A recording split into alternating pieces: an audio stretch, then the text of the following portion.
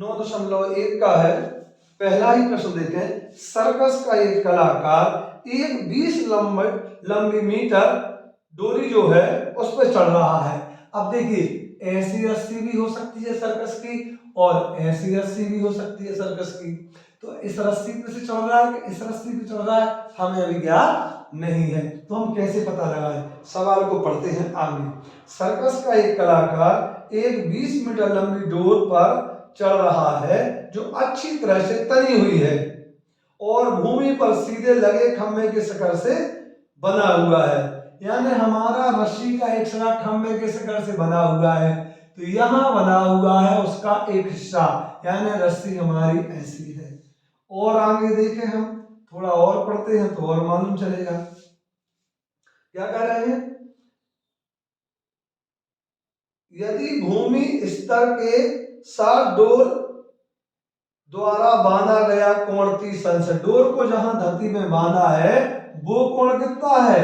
30 अंश, यानी ये ही डोर है, यहाँ नहीं है। यहाँ तो 90 अंश का कोण बन जाएगा यदि सीधी आएगी। तो डोर कितने अंश का कोण बना रही है? 30 अंश का कोण बना रही है। तो खंबे की ऊंचाई ज्ञात आपको करना है।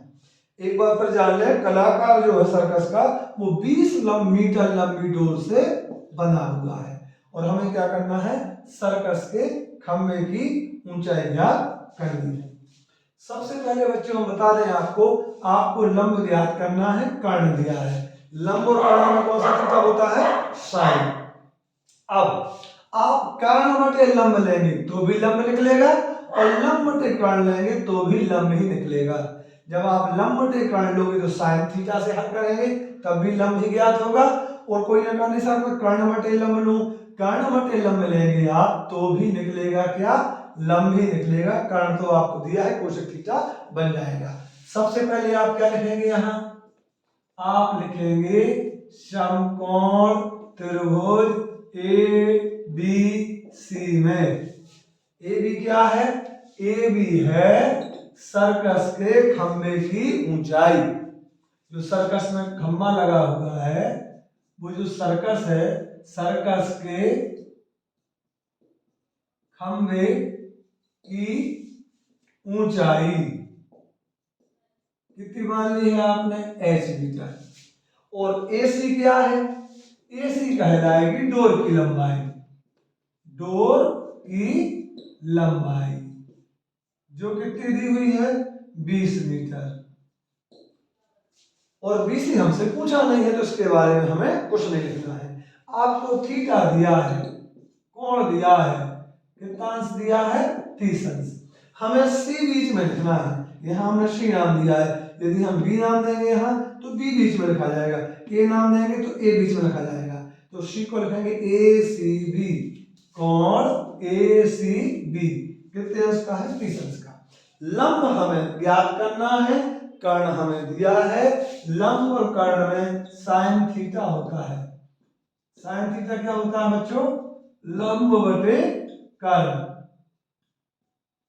लंब बटे कर्ण। यहां लंब हमें ए बी लिखना है और कर्ण हमें ए सी लिखना है। साइन थीटा का मान कितना है बच्चों? 30 अंश है। लंब यानी ए बी का मान h है जो कि हमें ज्ञात करना है और कर्ण हमें 20 दिया हुआ है जो कि डोर की लंबाई है। सारणी से साइन 30 का मान देखें, इस पर भी एक वीडियो है जिसमें हम सारणी के पूरे मान बिना देखे परीक्षा में जाके परीक्षा समय मिलता है हमें थोड़ा सा, उस पर पहले से हम बना लेंगे। साइन 30 का मान 1/2 होता है बराबर h बटे 20। अभी क्या बता रहा था? बराबर का चिन्ह है तो क्या होगा? त्रियक गुणा, यदि धन या ऋण है तो लघुत्तम होता है। बराबर में क्रॉस मल्टीप्लिकेशन, त्रियक गुणा करने पर, त्रियक गुणा करने पर h का 2 में गुणा होगा 2h और 20 का 1 में गुणा होगा 20। तो h बराबर 20। 2 का गुणा है यहाँ तो 2 का क्या हो जाएगा? भाग।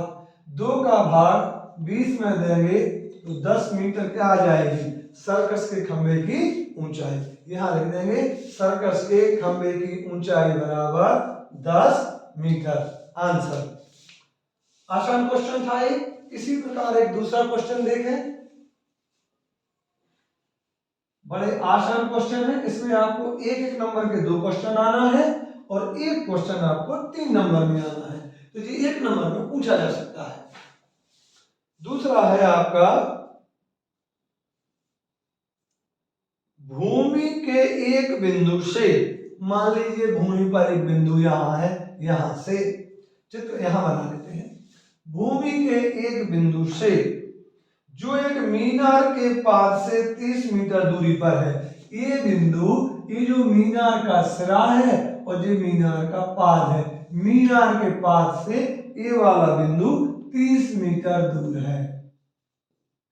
किसी बिंदु से मीनार है, मीनार का ये सिरा है, ये पाद बिंदु है जिसकी दूरी 30 मीटर है और ये इसका शिखर का कोण है। मीनार के शिखर का उन्नयन कोण 30 अंश है। ऊपर की ओर जो कोण बन रहा है वो कितना है? 30 अंश है। हमें मीनार की ऊंचाई ज्ञात करनी है, मीनार की ऊंचाई ज्ञात करनी है। हमने यहाँ ए नाम दिया, यहाँ बी नाम दिया और यहाँ सी नाम दे दिया। इस सवाल में ज्ञात और अज्ञात देखें। ज्ञात क्या है? आधार। अज्ञात क्या है? लंब। लंब और आधार में tan थीटा होता है, पता लग गया। अब आप आधार बटे लंब लेंगे तो cot थीटा बनेगा और लंब बटे आधार लेंगे तो tan थीटा बनेगा। आप क्या लिखेंगे? यहाँ पर त्रिभुज कौन सा है? समकोण त्रिभुज होता है। समकोण त्रिभुज ABC में AB क्या है बच्चों? AB है मीनार की ऊंचाई। AB क्या है? मीनार की ऊंचाई, जो कि कितनी है पता करना है, h मीटर है। और BC क्या है बच्चों? B तो है मीनार का पाद बिंदु और C एक बिंदु है। तो बच्चों जिस बिंदु से कोई चीज को हम देखते हैं वो प्रेक्षण बिंदु कहलाता है। जैसे मैं यहां से कोई टावर को देखूं तो ये जो स्थान पर मैं खड़ा हूं, यहां से मैं प्रेक्षण कर रहा हूं तो ये प्रेक्षण बिंदु कहलाएगा और मैं प्रेक्षक, है ना। तो BC क्या कहलाएगी? मीनार के पाद बिंदु से प्रेक्षण बिंदु, ये दिया गया बिंदु है ना, प्रेक्षण बिंदु की दूरी जो कि है 30 मीटर, जो कि है 30 मीटर। और आपको थीटा भी दिया हुआ है। थीटा कितना है? 30 अंश है। हमें बीच में सी लाना है, 30 अंश सी है, ACB। हम tan थीटा क्यों ले रहे हैं एक बार फिर बता दें। लंब हमें ज्ञात करना है, आधार हमें ज्ञात है। यदि आधार बटे लंब लेंगे तो कोट बनेगा और लंब बटे आधार लेंगे तो tan बचेगा। आप लंब बटे आधार लेंगे तो भी लंब निकलेगा tan से, और जब आधार बटे लंब देंगे तो भी लंब निकलेगा cot से। तो tan थीटा होता है लंब बटे आधार। लंब कितना है? AB और आधार कितना है? BC। क्लियर? tan थीटा की वैल्यू कितनी है? 30 अंश है। सवाल जब हल करते तो अंश वगैरह नहीं लिखते, मीटर वगैरह नहीं लिखते हैं। AB यानी लंब कितना है? H और आधार BC जो है वो है 30 मीटर। कोई दिक्कत है? tan 30 का मान सारणी से देखना तो 1/√3 मिलेगा आपको, बराबर H बटे 30। बराबर का चिन्ह संख्या बटे में त्रियक गुणा।